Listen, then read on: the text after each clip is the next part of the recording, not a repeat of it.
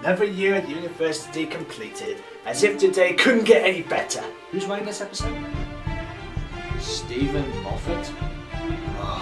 This is part 1 of a 3-part story. Who knows, it might be explained more in the next episode. I don't know what to think anymore. It's a basic average Moffat episode. Do I even need to explain more? I cannot think ever again. Well, only time will tell.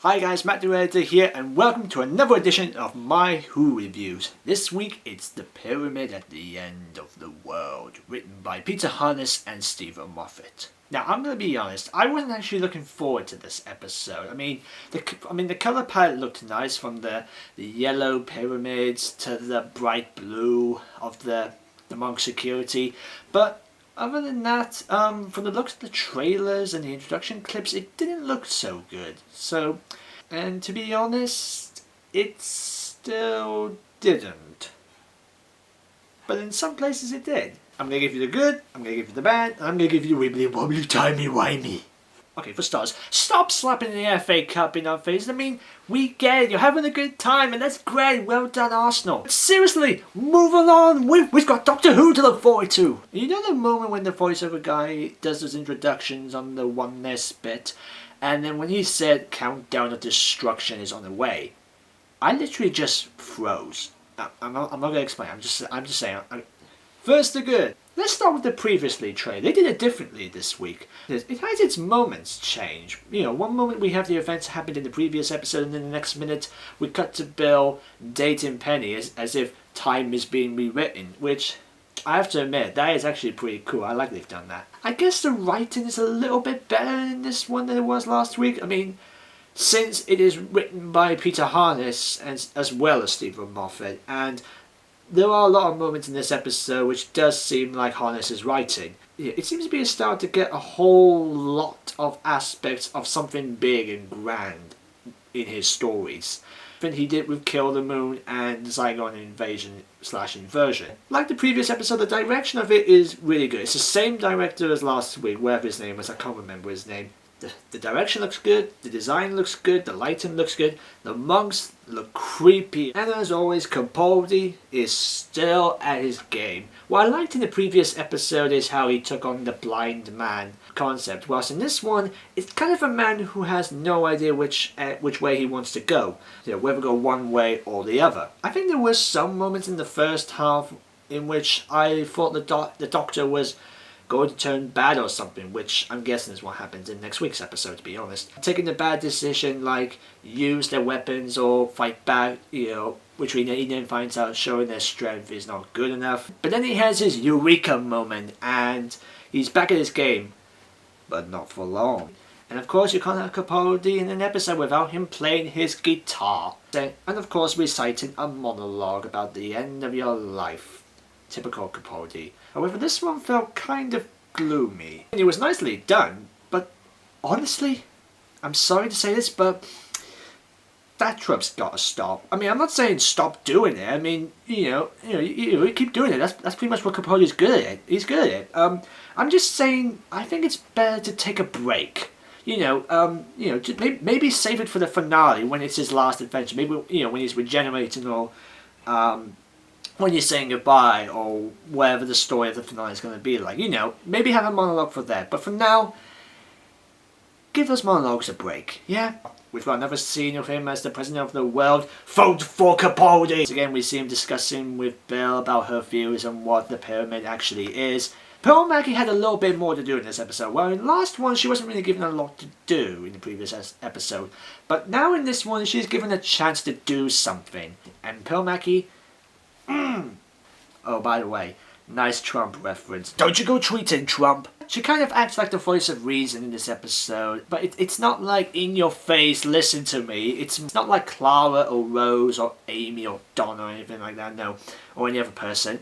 It's more on the lines of, I don't think this is a good idea, but since we have no choice, and if you say it's okay with you, then I'm with you, man. It proves that even though she doubts it, she is willing to follow the Doctor, and man, that ending. Now, that is how you do a cliffhanger. I think we can all agree the cliffhanger in this episode is so much better than the one last week. While I did like the idea of the Doctor sending a message to himself and you could have just ended the episode there, but having the end of last week's episode, finding out that Missy is in the fold, which we already know, just felt a little tagged on. Whilst this one had so much tension, so much suspense, and so many questions, which is what we need in a cliffhanger. And the moment Doctor tells Bill the truth about his blindness, and I've said there was moments where it's like this, no, don't you do it. Don't you do it, Tia. Don't you do it. Voice of the monks, which I forgot to talk about last week, is the one who voices the monks, who also acts the monks, who also did the Mummy, the Silence in previous Moffat series. He did a marvellous job. They both did a marvellous job. The actor, the voice actor, they all did a marvellous job. I still don't understand why there was a monk with a hood in one scene and then in the next scene there's a monk without a hood. I'm not sure if it's the same monk or anything like that, but which I have to admit, I do like the shots in which we see from a high angle and then we get this faded in shot of the monks looking at the screen. And what were they looking through? A pyramid with cameras. I don't know about the rest of you, but watching those scenes, I kind of got a classic series reference thing in my body upon seeing. The Doctor goes to talk to the monks who say that we will talk at the end of the world, which, oh God, I hate it when villains say, we shall meet again at the end of time. I hate it when they do that. I hate it when they do that. So apparently they've got every clock around the world as a ticking time bomb, which I have to admit, that is a neat idea. The entire world now knows it's a ticking time bomb. Every clock, every digital clock, every phone, every watch, and all that. It's all a global disaster, and every clock is a doomsday clock. So what do the monks want? Okay, these are the notes I wrote down when I was watching their scenes. The monks actually stop a disaster from happening. We can save you, protect you forever. They let the humans take a look at what is to come in one future. It shows destructions, cars, smoke, damages and all that. I'm not going to go there. And in order for them to take over, they need their love, which I have to admit is a nice concept. I mean, we always get villains who take over the world by controlling their fear, their money, their children, their despair, their weapons and their minds and all that. But this thread needs their love to rule, which I have to admit, that does sometimes happen. Because sometimes what normally brings some people down is their love for something which they then realize was a mistake and all that. Sometimes that can bring them down a little bit. I cannot wait to see how they do that in the next episode.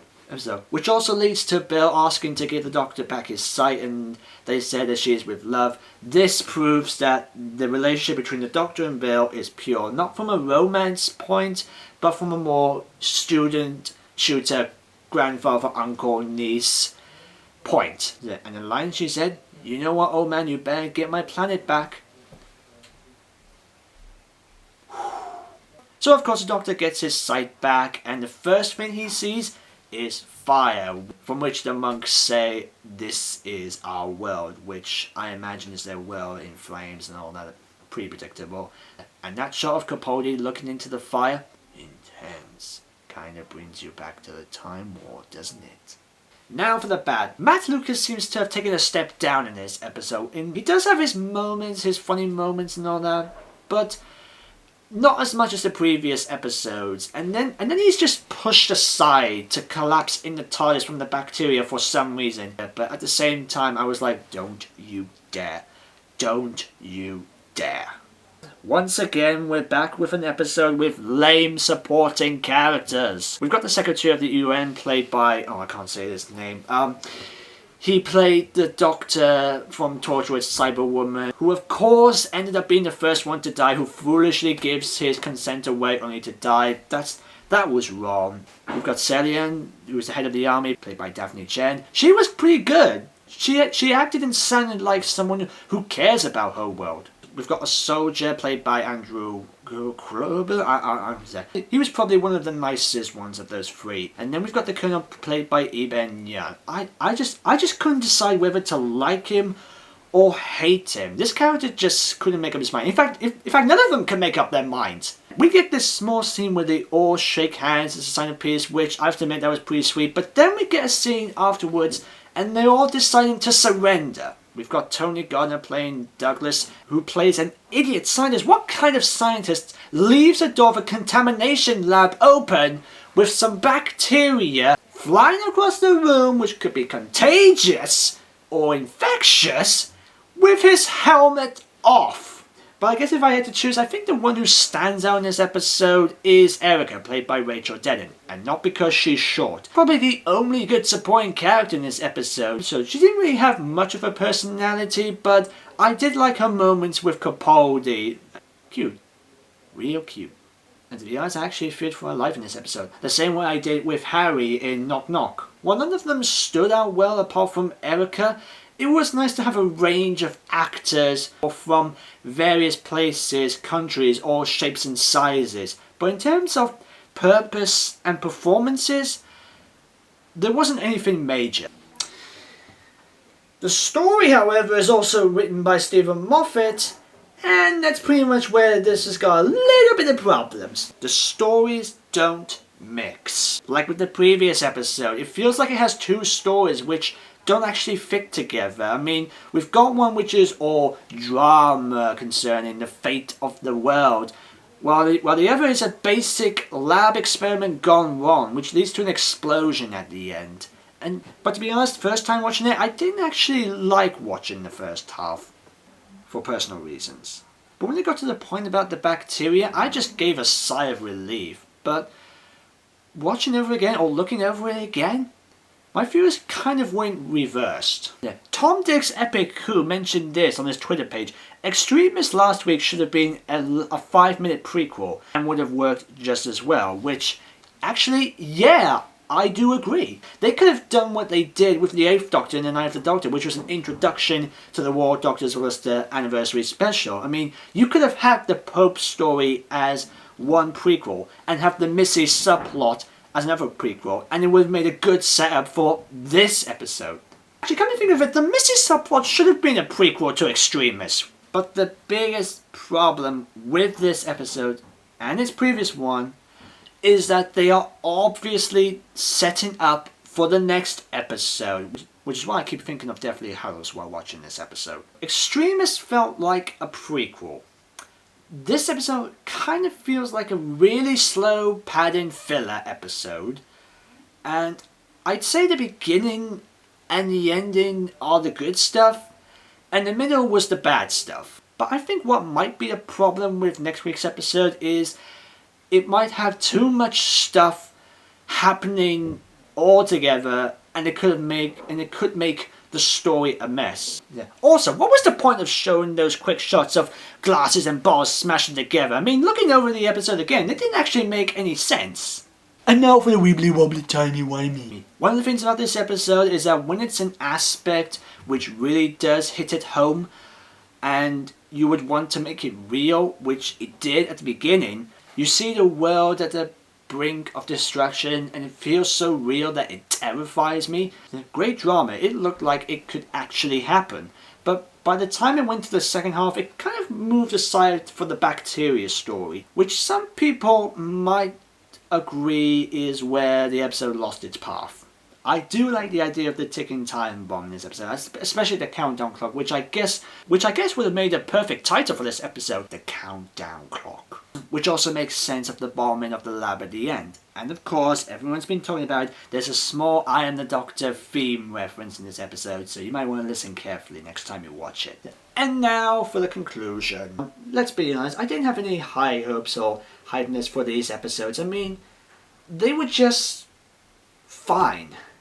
Whilst it does have its moments with its morals or grand scale of things that really do hit home, the story does suffer from plot holes and plot points or subplots this is probably the weakest episode for supporting characters. While the actors do their bit well, they don't really stand out. No, Capaldi is great, Bill is great, Matt Lucas was okay, the monks are creepy, but I don't think I would consider this episode to be amazing as such. But I guess I could say it was slightly better than Extremis, and maybe above, down, middle. Maybe in time I might look over this episode again and maybe change my mind, but for now, I'm giving this episode 6 out of 10.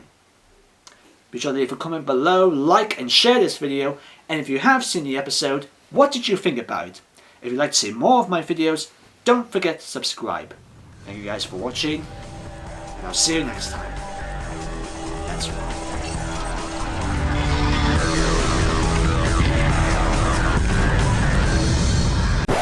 Oh, I thought I might point this out. Since this is a three-parter story, I thought I'd do a quick comment on what I think of the episode coming next week. So, let's take a look at what the third half might bring us. Okay, let's say golden statues. Is this definitely Hallows? Bill in black. Is she on the run? Is she becoming Martha Jones? Groups of people. What is this, Hunger Games? Oh, Missy's back. The doctor's smiling on evil cameras. He's joined the monks. Is he the bad guy? And oh my god! Bill is shooting the doctor! Okay. Now I'm excited.